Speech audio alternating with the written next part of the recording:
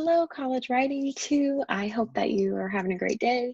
I'm going to try to briefly go through this lesson on summary, paraphrase, and quotation. Some of it might be review for you, might already know it, but it's going to be a really big factor in pretty much all the writing that you do throughout college. And in this class specifically, as we're working on research writing and how to become a better research writer, and just writer in general as we use other people's works within our own writing material. So there is a short lesson that I'm going to do. I'm going to go ahead and share this with you. So summary, paraphrase, and quotation. I'm going to talk a little bit about plagiarism because these three components of summary, paraphrase, and quotation are the keys, when you do them well, to avoiding plagiarism. So whenever you have research from someone else that you want to incorporate into your paper, know that you're going to use one of these tools to make sure that you do it properly. So summary, paraphrase, and quotation, pretty self-explanatory, but there's details within each of them that we want to go through. So avoiding plagiarism is really a big part of this. So you will read a lot throughout the course of your college career. Websites, articles, books, interviews. Seems like probably you never stop reading in college, and I hate to tell you, it probably just gets worse from here. But that doesn't mean though that, once, just because you've read all of this, you know, you don't gain knowledge of your own. Sometimes we just become scholars on our own. But as we do that, we need to really exercise caution. So when you write with your sources, your readers expect you to distinguish your own writing and ideas from those of others. So it's very important, especially when you begin the research process and you're going to use an article, an idea that you did not think of yourself, you're going to use it. It's very important to start categorizing, noting, making sure you know exactly where your sources are located, so that when it comes time to write about them, you haven't misplaced them and you don't accidentally just use something that isn't your own. We have to honestly acknowledge material that originated elsewhere, and this is where plagiarism happens, is when we forget that, this wasn't my idea, I read it. And so, but the problem I find most of the times is that students don't mean to plagiarize, that it's not intentional, but it comes from sloppiness, it comes from a lack of categorizing or note taking, making sure you know where ideas are coming from. So the best way to avoid plagiarism is to engage with the source material. Once you find an article and you're like, I know I'm going to use this article, you want to engage with it. You want to print it off your computer. You want to highlight it. You want to make notes on it. You want to the first thing that I do when I find an article that I think I'm going to use this, is I create my reference list for it. I go into and I put it into Arabian style, and there it is on my reference list. So when it comes time to cite, I already have the name, I have the title of the article, everything's ready to go. And I don't need to worry about, oh, where did I get this? And then I start including quotes and things that I want to talk about underneath that citation. For me, it's been a good way to organize my research. So to deliberately or accidentally copy another's idea, data, or wording without acknowledgement is considered stealing. There is an ethics to research writing. We never want to take someone else's words, ideas, even sentence phrasing, and accidentally showcase it as our own. That is stealing, especially when it comes to academics and making sure we're giving people credit for all the hard work that we've done. And so and I think I've mentioned it before, but if one of you writes paper and then another one of you wants to cite it, think of all the hard work you put into that paper, and for someone to come along and just take your ideas and not even say where they got it, it can be, I'm sure, aggravating. So this is plagiarism, and this is something that we genuinely, we want to help you avoid it. We don't want you to fall into this trap.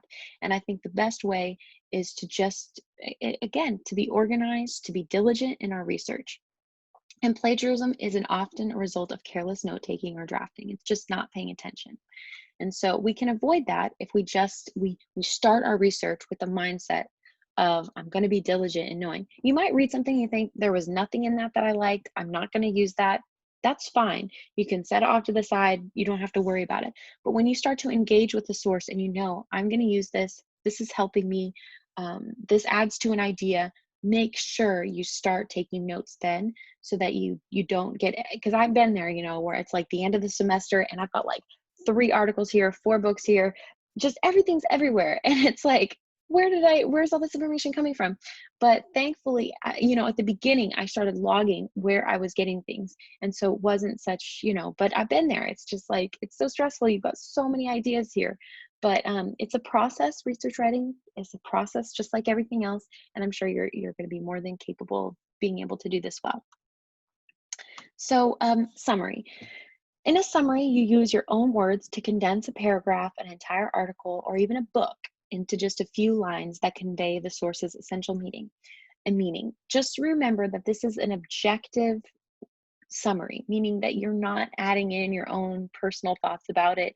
It's not subjective. It's truly trying to take exactly what you read, the overall purpose, idea, and then to summarize it briefly for your audience.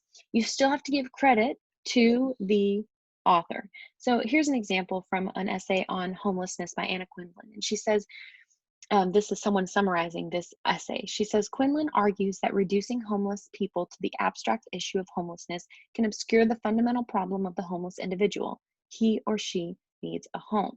So in just one sentence, they took this entire essay and gave it just boom. Now, in this case, for like your summary responses, you might need 2 or 3, 4 or 5 sentences because you want to dive into a particular subject. That's fine. But just know that the summary is taking a lot and condensing it into a little. And the only way you can do this is if you have a grasp of what the subject is about. If you just read a couple lines of the chapter and try to summarize it, you're probably going to be way off. But if you go through and you make sure you know all of the author's main points or overarching point, you're going to do so much better in summarizing. So paraphrase. This one is where I think a lot of people get stumped because paraphrase can be tricky. When you paraphrase, you restate a specific passage in your own words. So you're actually diving into a specific point, specific idea, and it adheres more closely than summary to the source author's line of thought. So you're actually diving deeper in. So a summary is like what we would call like a 10,000 foot view of an article. But if you go into a paraphrase, it's like a I would say maybe like a 1,000 foot view, right? Where you're getting closer to one particular subject. You're actually seeing the outline of perhaps maybe it's a mountain or a field or whatever. You're really starting to focus in on a particular passage. So it's useful for presenting an author's idea or data in detail. It shows that you are in command of your evidence, but it's still necessary to cite the original author in the sentence and provide a page number. So just because you're paraphrasing them in your own words, you still have to give them credit.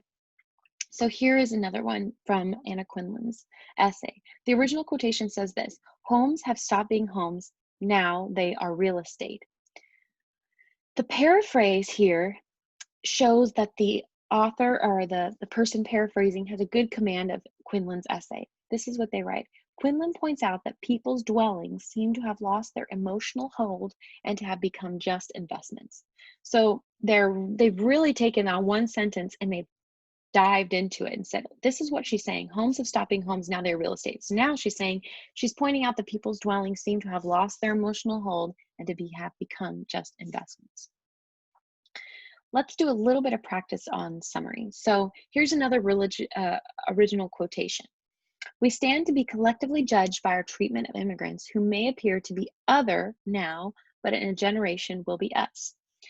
The question here is this following an acceptable paraphrase? Cole, the author, argues that we will be judged as a group by how we treat immigrants who seem to be different now, but eventually will be the same as us. So give it a little bit of thought. Do you think this is acceptable, unacceptable, and why? Why would it not be acceptable and why would it be acceptable?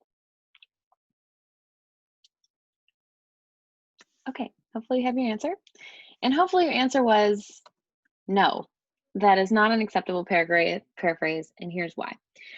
The original quotation says, we stand to be collectively judged by our treatment of immigrants who may appear to be other now, but in a generation will be us. The plagiarism occurs not only because the person paraphrasing is using similar words and similar, almost too similar phrasing, but they're also using the exact same sentence structure. It's too close to the original. In this case, it's better to read the passage walk away and formulate your own words around it. So we stand to be collectively judged by our treatment of immigrants who may appear to be other now, but in a generation will be us.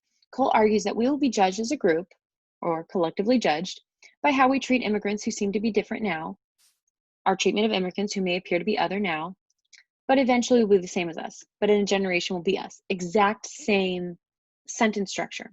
Here is a more acceptable, this is an acceptable paraphrase, and it's much more engaging, shows that the author engaged with this source material. Cole argues that the way the United States deals with immigrants now will come back to haunt it when those immigrants eventually become part of mainstream society. That's what that quote is really talking about. And this person has a better understanding, and they're not just trying to go in and reword it, because that's really what they've tried to do. They're trying to kind of copy and then reword. In general, I just suggest don't ever do that. Don't copy and paste and then try to like rearrange. Instead, really like look at the text, read it as best you can. What are they trying to say? Then move over and you write it from your own words. In this case, they still gave the author's last name, and then they will also, again, they have a page number included as well. So quotation, that's the last one, and I think sometimes people tend to think it's the easiest one. Quotations from sources can both support and enliven your own ideas if you choose them well, though. This is where it's very important. I know a lot of times too many quotations will clutter and detract from your own voice. Sometimes, and you'll read about this in Stedman's article, but what we'll do is just throw in quote after quote after quote, and before long, it doesn't even feel like the original author is writing anything anymore. And so we really have to be careful that if you're going to choose a quote, choose it well and make sure that it strongly adds to your paper. Choose quotes that are relevant to your point, concise, and that use lively, bold, or original language. All of us hate it when someone drops in like a 2-paragraph quote into their paper. It's like, why couldn't you've done all this research, why couldn't you just summarize it for us? And then, so we don't have to go read all that. But sometimes I know it is necessary to do a block quote, but in general, it's not usually needed. Always enclose quotations in quotation marks and cite the source, author, and page number. If you have a quote in your essay and I do not see a page number citation at the end of it, I'm going to be like, what's going on? Because it's just so natural to know there should always be a page number after a direct quote. Sometimes with paraphrase, it's a little bit harder to recognize, but I will catch them. But with quotes, it's so obvious that I'm like, where did you get this information? There needs to be a page number. So a little bit of practice with quotes. It has been customary to take people's pain and lessen our own participation in it by turning it into an issue, not a collection of human beings. The plagiarism would be, as a society, we tend to lessen our participation in other people's pain by turning it into an issue. So again, this person didn't use quotation marks. They literally took a quote and then pretty much used that same quote as their own. Even though there's a few words changed, the idea that's in this quote is being said here in almost the same wording. So that would be considered plagiarism. But the acceptable quotation, and you can see that this person has a very good handling of the quote because they incorporate it into their sentence. Quinlan suggests that our tendency to take people's pain and lessen our own participation in it by turning it into an issue dehumanizes homeless people. So this author has really taken hold of Quinlan's idea and even weaved it into her own ideas and sentence structure.